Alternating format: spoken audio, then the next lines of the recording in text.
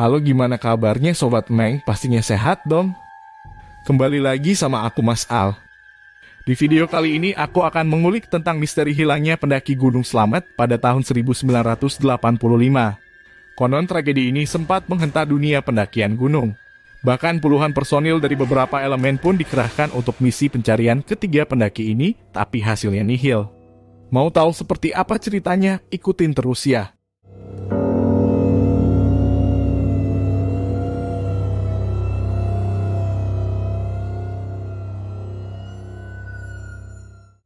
Kisah ini diceritakan oleh Alex, salah satu pendaki yang berhasil selamat dari tragedi yang menimpa saat mendaki Gunung Slamet, bersama kedua temannya yang bernama Iqbal dan Gagah. Peristiwa ini terjadi pada tahun 1985 ketika ketiganya masih menjadi mahasiswa di IKIP Semarang. Mereka mendaki dari Bambangan, jalur yang biasa dipilih oleh para pendaki hingga saat ini. Jalur Bambangan ini termasuk jalur tertua menuju Gunung Slamet. Seperti yang diceritakan Alex, kegiatan mendaki gunung belum terlalu diminati pada tahun itu. Pendaki kebanyakan berasal dari Mapala atau dari komunitas pecinta alam yang jumlahnya kemungkinan masih sedikit. Jangan samakan Gunung Slamet yang dulu sama yang sekarang, di mana sekarang sudah banyak penjual makanan di pos-pos pendakian. Bahkan dulu pos pendakian terdekat adalah Samarantu yang berada pada ketinggian 2.500 meteran.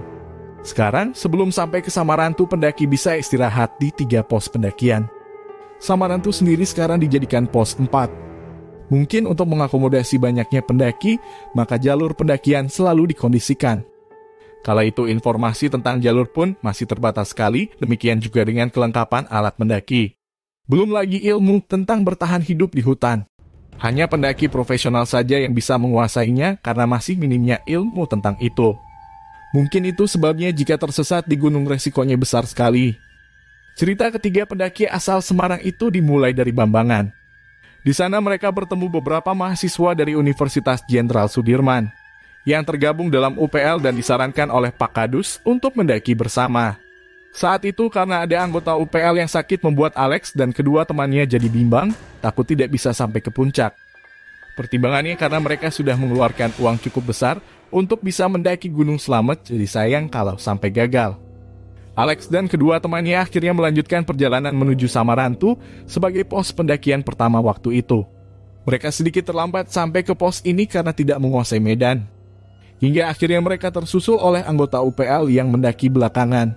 Anehnya saat Alex menampakkan kakinya di Samarantu, dia diperlihatkan oleh 2 buah bangunan beratap yang menyerupai cungkup makam.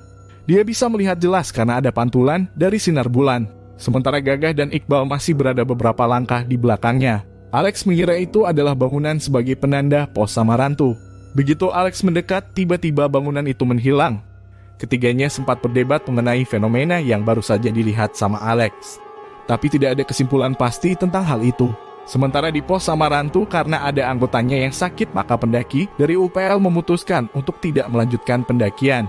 Rombongan dari UPL lalu mempersilahkan Alex dan temannya untuk melanjutkan perjalanan sambil berharap bisa menyusul jika kondisi temannya sudah membaik.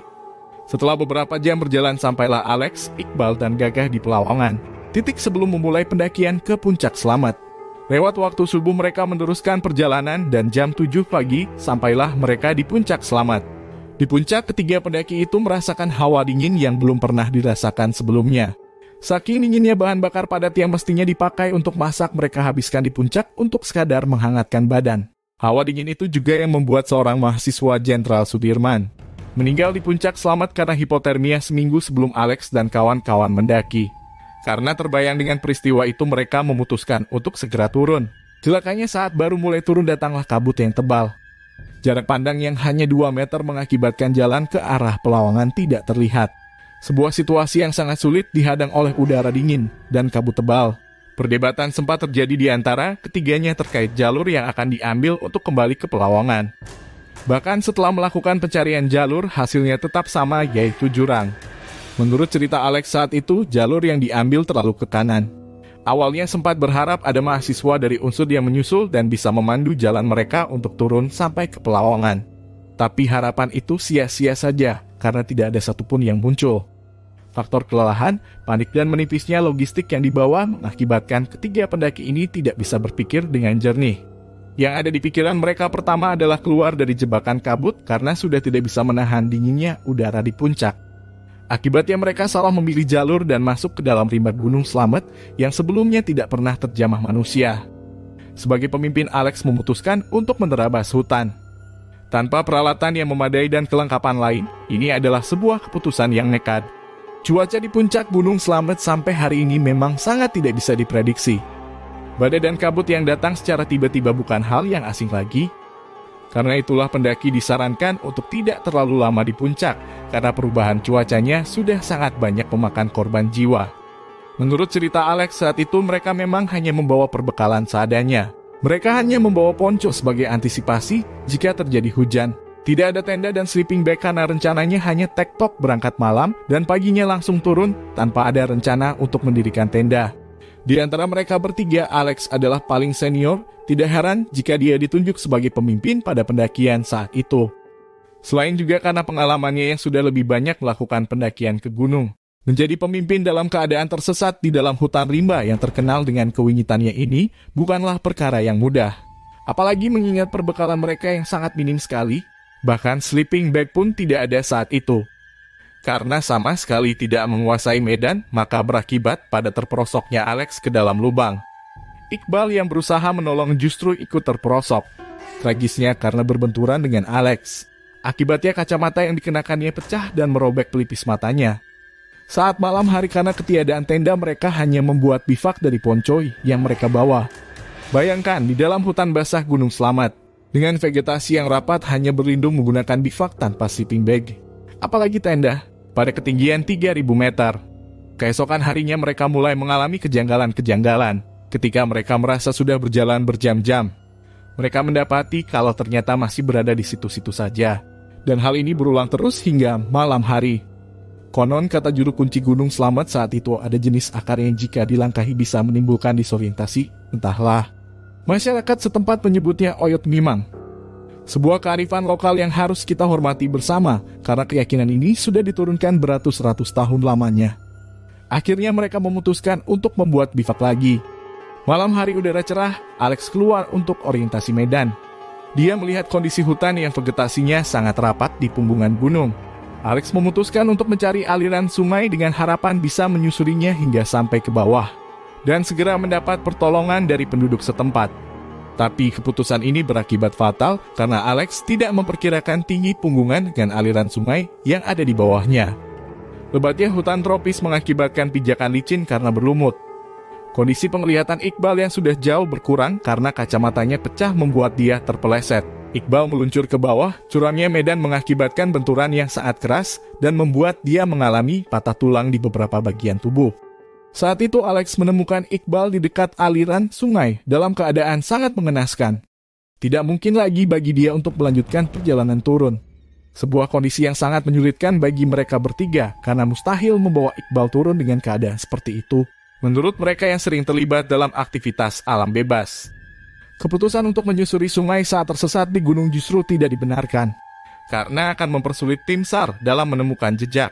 Selain itu, kontur sungai di gunung memiliki medan yang terjal dan banyak air terjun. Akan lebih baik jika tetap berada di punggungan gunung sambil sering meniup peluit atau berteriak. Firasat Alex mengatakan Iqbal tidak akan bisa bertahan, maka dia memutuskan menunggu Iqbal. Dia memerintahkan Gagah untuk melanjutkan turun, harapannya supaya bisa mendapatkan bantuan. Tapi mental Gagah sudah ambruk melihat kondisi Iqbal. Dia bahkan mengusulkan untuk mengakhiri hidup bersama-sama. Setelah terjadi perdebatan di antara keduanya, akhirnya Gagah melanjutkan perjalanan. Alex sendiri masih menunggu Iqbal, sampai akhirnya di hari keempat Iqbal menghembuskan nafas terakhirnya. Alex meninggalkan jenazah Iqbal dengan memberikan beberapa tanda sambil berharap ada tim SAR yang melihat. Alex bercerita sebelum meninggalnya Iqbal. Iqbal sempat mengatakan kalau Alex harus siap melihat mayat temannya yang lain saat turun, yaitu mayat Gagah. Firasat Iqbal itu terkait dengan apa yang Alex lihat saat pertama menginjakkan kaki di Samarantu tentang 2 cungkup makam. Alex selalu menyusul Gagah yang sudah lebih dulu turun. Selama dalam hutan dia hanya memakan tumbuh-tumbuhan untuk bisa bertahan hidup. Mental dan keyakinan untuk bisa selamat membuat dia bisa bertahan menghadapi situasi serumit itu. Belakangan Alex baru tahu bahwa lokasi dia hilang adalah sekitar Curug Ninggar. Bagi sebagian orang di sekitar Gunung Slamet, Curug Nyinger ini seperti pusarnya Gunung Slamet. Sampai beberapa hari dia mencari Gagah, akhirnya mereka bisa bertemu. Alex heran karena Gagah saat itu sudah ada di atas punggungan lagi, padahal mereka berdua sama turun ke sungai saat akan menolong Iqbal. Meskipun demikian, mereka berdua sempat berkomunikasi sebelum akhirnya Gagah histeris setelah mendengar kabar meninggalnya Iqbal. Rasa frustasi membuat mental Gagah terkuras habis. Alex menceritakan sepanjang malam Gagah selalu berteriak-teriak. Hingga pada keesokan harinya Alex memerintahkan Gagah untuk mencari jalan turun agar mereka bisa menyusuri sungai bersama. Tapi teriakan Alex tidak kunjung mendapat balasan dari Gagah. Alex berupaya mencari keberadaan Gagah tapi tidak pernah bertemu hingga dia menyimpulkan Gagah hilang. Rasa takut, frustasi, lapar ditambah dinginnya udara bisa jadi membuat Gagah terserang hipotermia sehingga berhalusinasi dan kehilangan kesadaran. Sampai ujungnya berakibat kematian. Banyak kisah di luar logika manusia. Selama 2 minggu Alex tersesat di dalam hutan Gunung Slamet. Sampai akhirnya suatu hari dia berhasil keluar dari hutan dan menemukan ladang penduduk. Alex selamat dari malapetaka itu setelah ditolong penduduk setempat. Selain mengalami pergulatan fisik, dia juga mengalami pergulatan mental dan spiritual. Berbagai macam makhluk pernah dia temui di dalam sana. Pada masa lalu Gunung Slamet memang dianggap sebagai tempat suci dan mempunyai daya magis. Menurut kepercayaan masyarakat setempat, Gunung Slamet memiliki banyak tempat yang wingit dan dihormati. Itulah kenapa setiap pendaki selalu dihimbau untuk menghormati kearifan lokal. Setiap gunung memiliki kepercayaannya masing-masing. Akan lebih baik kita mengetahuinya sebelum melakukan pendakian. Banyak hal yang terlihat sepele tapi bisa berdampak besar pada keselamatan pendaki. Singkat cerita, akhirnya Alex berhasil selamat, dievakuasi dan dibawa ke rumah sakit untuk dilakukan beberapa pemeriksaan. Tidak berhenti di situ, Alex juga diinterogasi terkait meninggalnya kedua temannya. Bahkan kabarnya sampai melakukan uji feses untuk memastikan bahwa dia tidak melakukan kanibalisme. Hingga akhirnya tim SAR memutuskan untuk menghentikan pencarian karena dihadapkan pada sesuatu yang janggal dan di luar logika manusia normal. Diceritakan saat tim SAR menyusuri lagi jejak Alex untuk menemukan temannya, mereka bertemu dengan sesosok makhluk yang menggendong jasad Iqbal. Tapi setelah dikejar dia menghilang di kerimbunan hutan menuju ke arah puncak. Dan sejak itu pencarian Iqbal dan Gagah resmi dihentikan. Sampai hari ini jasad Gagah dan Iqbal masih tidak berhasil diketemukan. Tim SAR hanya menemukan celana dalam Iqbal dan beberapa perintilan yang sebelumnya ditinggal oleh Alex. Diceritakan sebelum meninggal, Iqbal berpesan untuk menguburkan sepatunya di Gunung Sumbing, gunung favoritnya. Semoga mereka menemukan kedamaian di pelukan Gunung Slamet.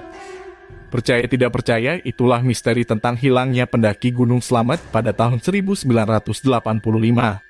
Tidak mengurangi rasa hormat, alangkah baiknya kita mendoakan yang terbaik untuk almarhum Gagah dan Iqbal, agar mendapatkan tempat terbaik di sisi Tuhan Yang Maha Esa. Aku Mas Al undur diri, sampai jumpa di cerita horor selanjutnya.